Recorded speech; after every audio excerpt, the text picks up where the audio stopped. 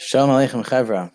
6 months later, and I find myself in the same position I was in before Pesach, wanting to go to my in-laws for Yom Tif, testing the Kinderlach to make sure that nobody, Chas v'Shalom, is sick, only to find out that at least one of them tests positive. So here we are in quarantine. The difference is that before Pesach, everybody, shul was closed down, everybody was basically in quarantine. And this time, the shul goes on, and I'm in quarantine. So first things first, I'm missing all of you, and unfortunately, it's going to be maybe different and unusual Yom Tif for many of us. If I were to be in shul, as always, I would want to frame the Yom Tif and try to come into Yom Tif focused on the right things to be focused on. The basic question that we have to ask ourselves when it comes to Sukkos is, what are we trying to get in touch with when it comes to Chag HaSukkos? Meaning, is the inyan of Sukkos more of an inyan of Yetzias Mitzrayim? Which is what it would seem. That's what the Torah tells us. Supposed to remember the Sukkos that HaKadosh Baruch Hu put us in when we left Mitzrayim. Because of that, there's the famous question about why we celebrate Sukkos this time of year. Shouldn't we be celebrating Sukkos right after Pesach? Why would Sukkos be this time of year? And of course, famous answers to that question. The other way to look at Sukkos, however, is that somehow Sukkos fits in to the Yamim Noiroim, to Elul, to Rosh Hashanah, to Seres Tshuva, to Yom Kippur, and then to Sukkos. In fact, that's what the Vilna Gaon argues. How so?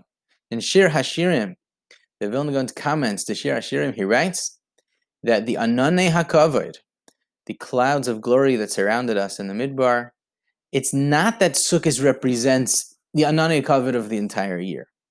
The Vilna Gaon says that the Ananei HaKavod that we remember with our Sukkos represent the specific Ananei HaKavod that left after Chet HaEgel and returned with Asiyas HaMishkan, with building the Mishkan, which was exactly the parts of when the building of the Mishkan began exactly the first day of Sukkos. And that's what the Vilna Gaon says, that when we go into our Sukkah, what we're remembering, when we look around at the Sukkah, we're remembering the Ananei HaKavod. Which Ananei HaKavod? The Ananei HaKavod that represents the tshuva of Klal Yisrael. With that in mind, it means to say that when we sit in our Sukkah tonight, that we remember the Ananei HaKavod of tshuva. What does that mean? How did the Ananei HaKavod fit in to tshuva? We learned, when we were still together, that the Rambam has tshuva and darkei tshuva. And his darkei tshuva, if you remember, involved many different components. Components of changing one's name, components of changing all of one's actions to good. And the last component that the Rambam mentions is the component of going into galus. The Rambam says that one of the ways, the pathways of tshuva is galus, is for a person to go into a personal exile. Why? Why, says the Rambam? What is the value of a personal galus? And the Rambam answers, because galus makes a person humble. There are midrashim that say that if Klal Yisrael, Rachmana litzlan, if we were chayav galus this year, that the sukkah should be the galus and we shouldn't have to go into a real one. It's enough to leave our homes, to leave our comforts, and to go into the sukkah should be considered a galus. And that also explains how the sukkah should instill within us a sense of humility, a sense of we're not at the top of the world, that we should be humble, and the sukkah represents that the home, the koich v'yitzim yadi, the security of our homes is all a fraud. And we need to rely on HaKadosh Baruch Hu. However, there's another element to the sukkah as well, and this is what I like to focus on every year. This idea comes from Hashkivenu, in Mariv, when we daven Mariv every night. So the tefillah that we say in between Gal Yisrael, in between the Geula, when we left Mitzrayim, Gal Yisrael, that bracha, and our Shemana Esrei, our tefillah, there's something that's there. There's something in between. and that's the tefillah of Hashkivenu. And in Hashkivenu specifically, we mention Succos Shleimecha, the Sukkah of Shalom. What is the connection? Why is it that there is a Sukkah right after the Geula, before the Tefillah? It should even be a hefsek. Shonim asked this question, what's going on? How do we have things in between? To such an extent that it's referred to as a Geula Arichta. Hashkivenu is not a hefsek between Geula and Tefillah. Hashkivenu, in fact, is called Geula Arichta. It's an extension of the Geula.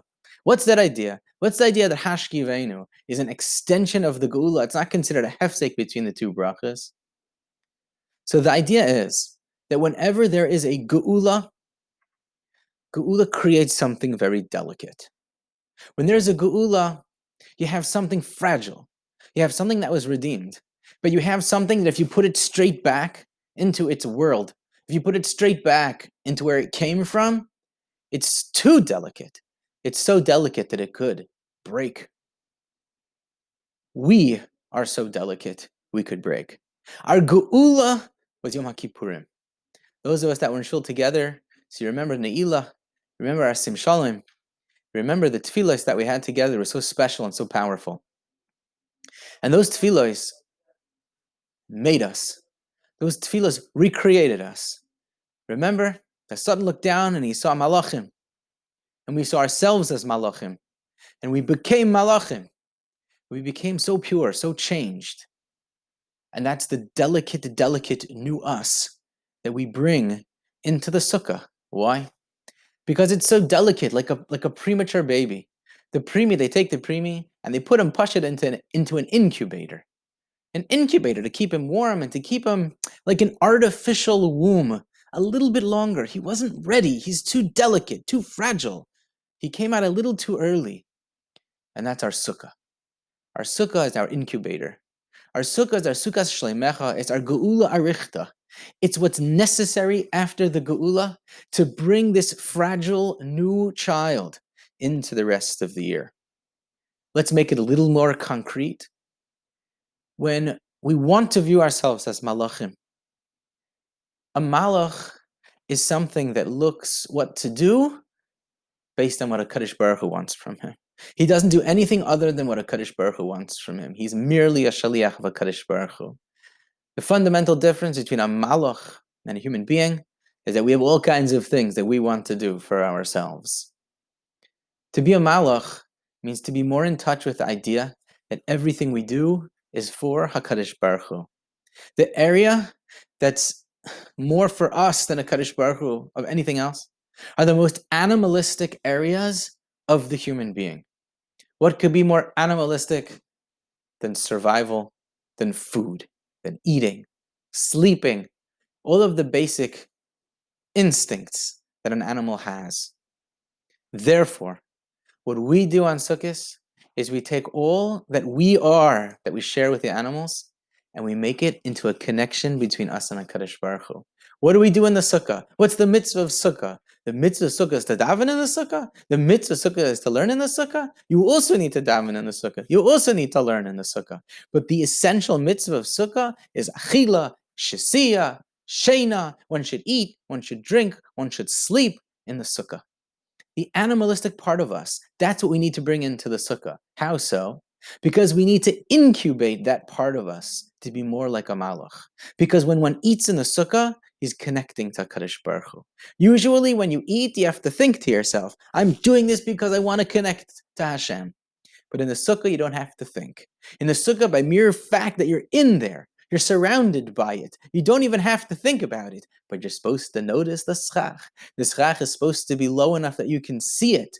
That's what the Gemara in the beginning of Sukkah tells us. It has to be low enough that you can see the schach. Why? Because you have to know where you are. You have to know you're in a sukkah. You have to know you're in an incubator. You have to know that where you are now, you're connecting to HaKadosh Baruch Hu. And even the most animalistic part of you is really a malach.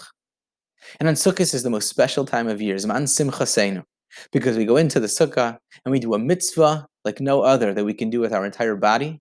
We can do the mitzvah of sukkah unconscious. You don't have to be awake to fulfill the mitzvah of sukkah. You're supposed to sleep in the sukkah.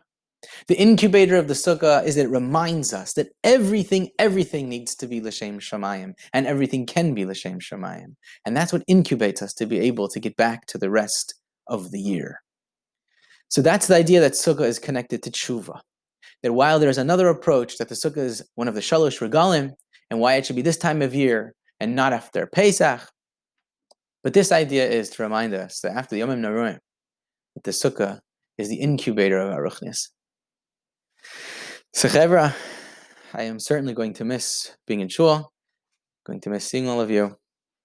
Mirz Hashem, we'll be back together soon. Hopefully this doesn't get too much out of hand, and we'll be back together soon enough. Either way, Sukkot is man simchaseinu. We should spend it with our mishpachas, we should spend it with our friends if we can, and we should remember that the sukkah is the incubator of our ruchnius, and everything that we dreamt about, and the way we saw ourselves when we were davening Ne'ilah, the way we saw the world when we were davening Ne'ilah, we're bringing it into reality by living in the sukkah.